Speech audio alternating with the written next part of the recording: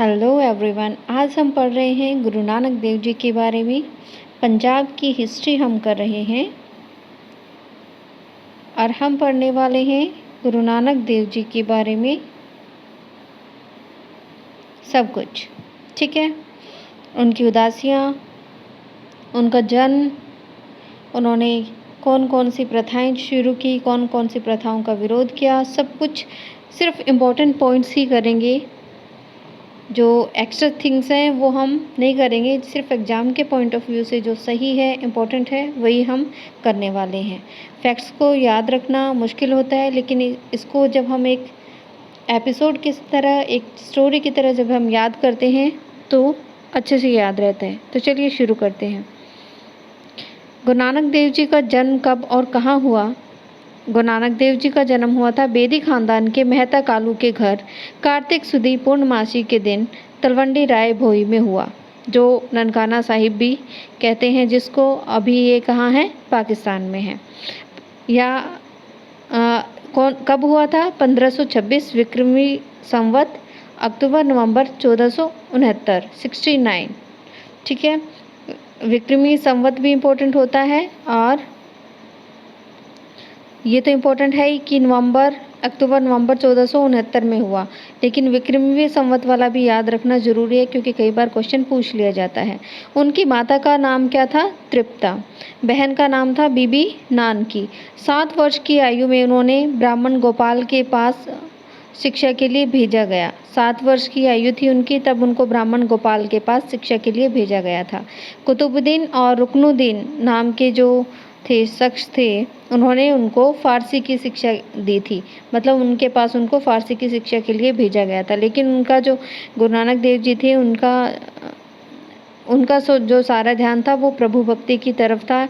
सिर्फ आध्यात्मिक उनकी फीलिंग्स थी, उनका इतना ध्यान नहीं था पढ़ाई में, बाकी के चीज़ों में कोई ध्यान नहीं था। वो सिर्फ आध्यात्मिक अपने विचार रखते थे। गुरु नानक देव जी के कुल पुरोहित का नाम हरदयाल था।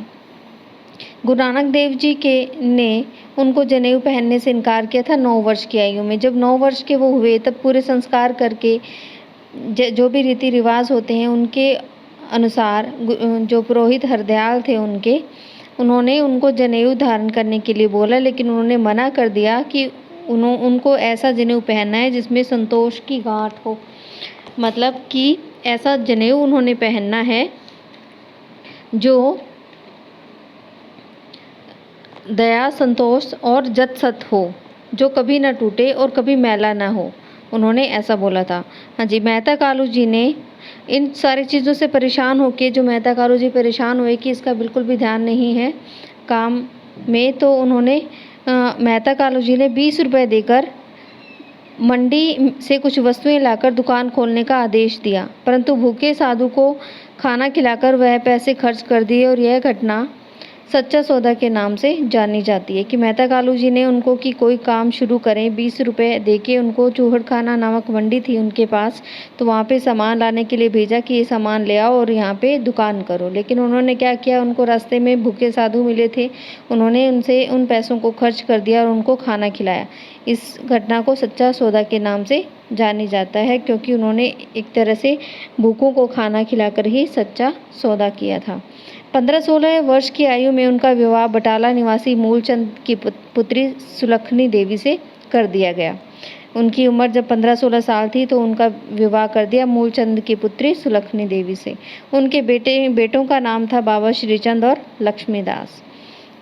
मेहता कालू जी ने जब वो सच्चा सौदा वाली घटना के बाद वो चिंतित हुए और उन्होंने मेहता कालू जी ने उनके जो बहनोई थे, यानी कि बीबी नानकी के जो पति थे, उनके पति जयराम के पास सुल्तानपुर लोधी भेज दिया। वो वहाँ पे दौलत खां लोधी थे सूबेदार वहाँ के सुल्तानपुर लोधी के, तो उनके अंडर काम करते थे। तो उन्होंने गुरु नानक देव जी को मोदी खाने, मतलब अन्न भंडार में उनको नौकरी दिलाई। सुल्तानपुर लोधी में रहते हुए श्री नानक देव जी रोज़ जो उनके समीप थी काली बेई नदी थी, वहाँ पे स्नान के लिए जाते थे और वहाँ पे उसके किनारे बैठकर साधना करते थे।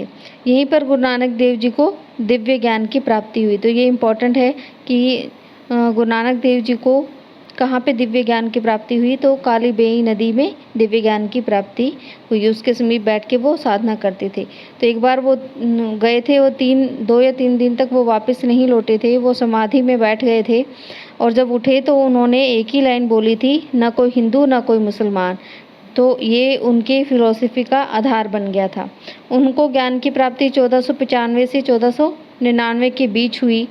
2 क्यों? क्योंकि जो 2 इतिहासकार हैं वो मानते हैं, भूषण बनर्जी के अनुसार 1495 में हुई थी और जे.एस. ग्रेवाल के अनुसार 1499 में हुई थी। दोनों चीज़ें याद रखनी हैं। उनकी यात्राएँ 5 उदासियों के नाम से प्रसिद्ध हैं कि उन्होंने ज्ञान जो प्राप्त किया था,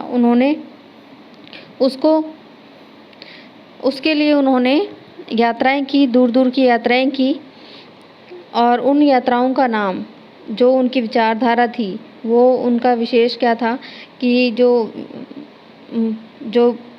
रीति-रिवाज चले हुए थे, जो झूठे आडंबर चले हुए थे हिंदू धर्म में या फिर मुसलमान धर्म में, किसी भी धर्म में चले हुए थे, तो वो उनका विरोध करते थे। तो अपनी विचारधारा को लोगों तक पहुंचाने के लिए उन्होंने अनेक जगहों की यात्रा की और इन यात्राओं को उदासियों के नाम से जाना जाता है। उदासियों क्यों? उदासियों का मतलब है कि संन्यास लेना।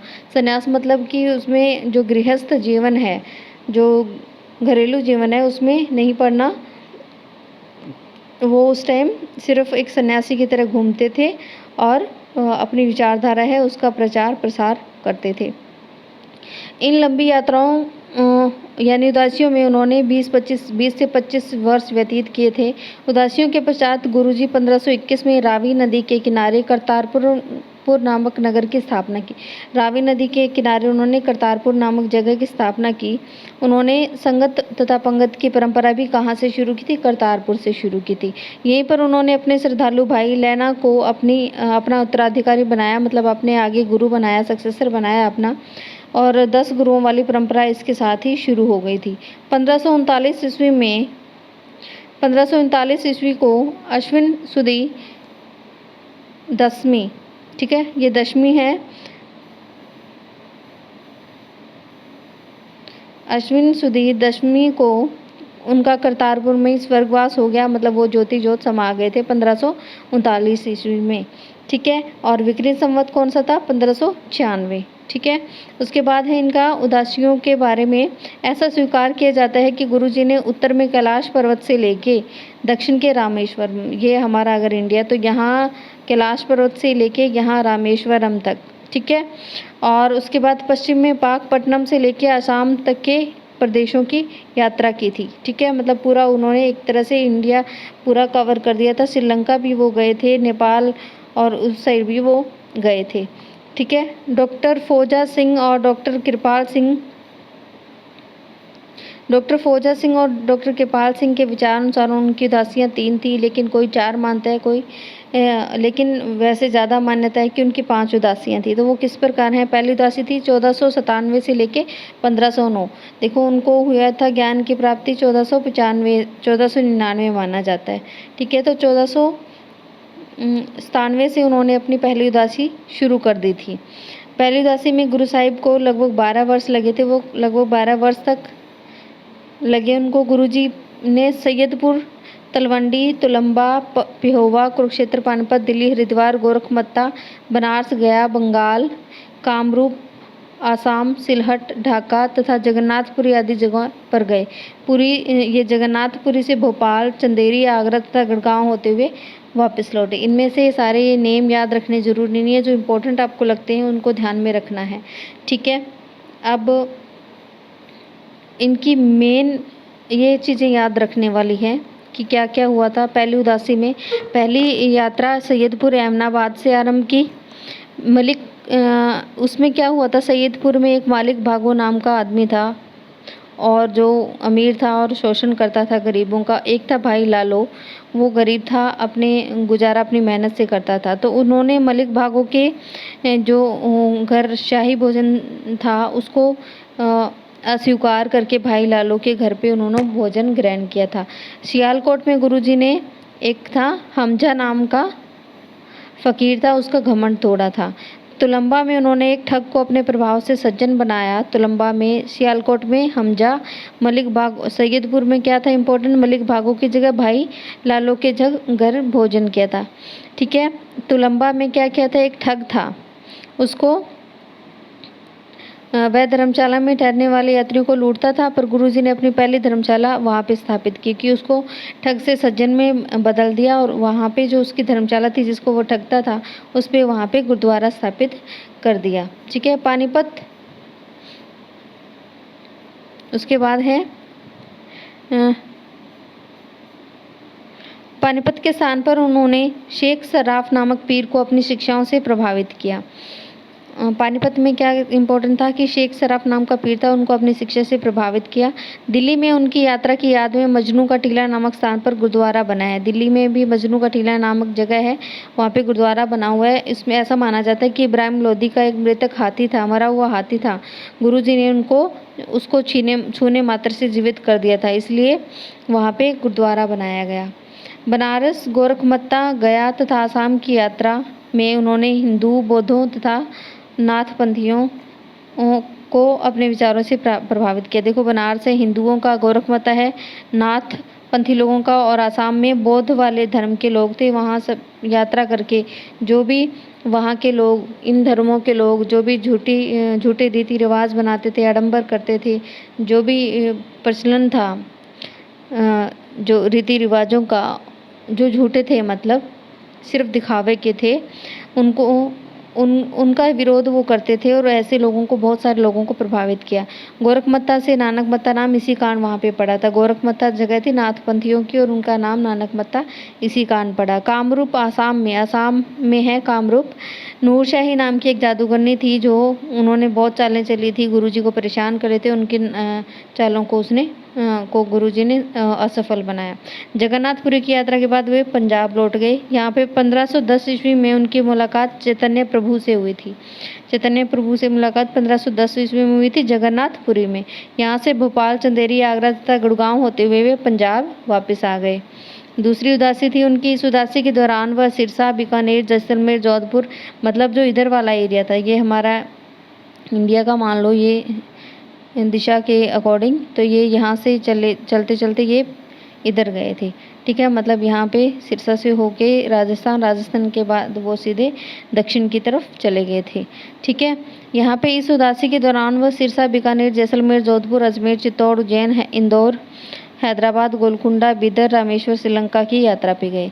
अजमेर में पुष्कर है, तो वहाँ पे हिंदुओं से मिले। आबू पर्वत, सुंदर जैन मंदिर है वहाँ पे आबू पर्वत में, तो वहाँ पे जैन साधुओं से मिले। बिदर नामक जगह पर केवल एक तिल का प्रसाद कनपट्टी जोगियों में बांटकर उनकी रिद्धि सिद्धि को चुनौती दी। बिदर नामक की जगह थी, वहाँ पे गुरुद्वारा तिल साहिब है।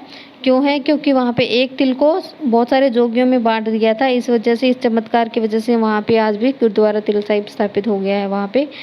ठीक है, वहाँ के शासक फिर उसके बाद रामेश्वर से होते हुए वो श्रीलंका पहुँचे। उसके बाद वहाँ का शासक था श्रीलंका का शिवलाभ या शिवनाथ नाम से। ठीक है, शिवनाभ या शिवनाथ नाम का एक शासक था श्रीलंका का। वह अपने परिवार सहित उनका शिष्य बन गया, गुरुदेव जी का। ठीक है, गुरु नानक जी का वो शिष्य बन गया था क्योंकि उनके विचारों से बहुत प्रभावित हुआ था। कोचीन नहीं है, ये कोचीन है। कोचीन गुजरात, द्वारका, सिंध, बहावलपुर तथा मुल्तान से होते हुए गुरुजी पंजाब लौट आए और इस यात्रा में उनको 5 वर्ष लगे। कि दूसरी उदासी में वो बहुत सारी जगहों पे गए थे, सिरसा, बीकानेर, जैसलमेर, यहाँ से शुरू होके लास्ट में फिर श्रीलंका तक पहुँचे। उसके बाद कोचीन, गुजरात, द्वारका, सिंध, बहावलपुर, मुल्तान से होते हुए गुरुजी पंजाब वापस लौट आए थे और इस यात्रा में उनको 5 साल लगे थे। 1510 से 1515 के बीच ये उदासी हुई थी। ठीक है, नेक्स्ट वाला इसका जो पार्ट है गुरुजी की शिक्षाएं हैं और 2 बची हुई 3 उदासियों के बारे में हम अगले वीडियो में पढ़ेंगे। Subscribe the channel and like the video.